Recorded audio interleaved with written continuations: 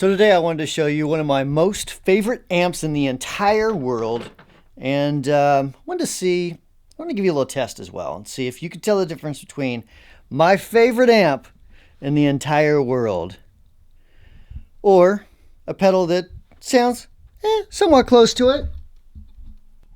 Okay, so I'm not going to tell you at first which device I'm using, either the Sedano or the Wampler Bravado with the slow distortion. But here, let me give you a little bit of sort of a back history. So the Sedano SLL 100 has been like my favorite amp since I was basically a foot tall. And I didn't know it was a SLO when I was hearing those tones, but come to find out it was the 80A MP1 that I loved as a kid, and the SLO 100, especially as I got a little bit older and got into a bunch of different bands that were really using the SLO. And anyways, so I've always kind of been chasing that tone. It's just been a big love of mine. So with that said, let me play through one of the apparati.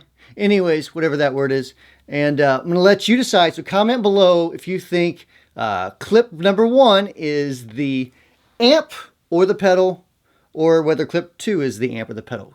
Basically, tell me which one you think is which in the comments below. All right, here's the first sound sample.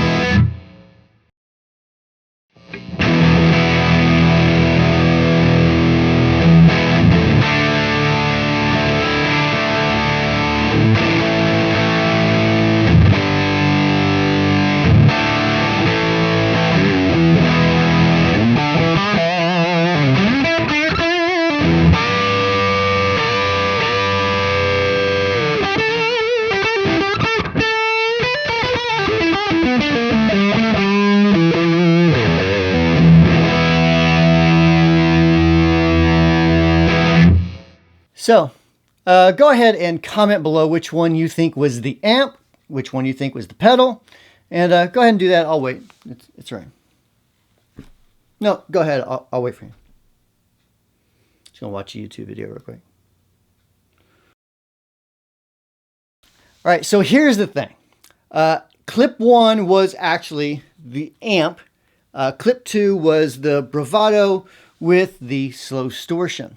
Now, here's the thing. I know there's going to be a lot of comments with people saying I was drastically, easy for me to say, drastically different. And yes and no. So here, in my opinion, completely. If you're a person that loves to have that great clean amp tone, maybe you need a variety of different types of dirt for the gig you're playing, then I think an amp in a box or that sort of thing is great for that.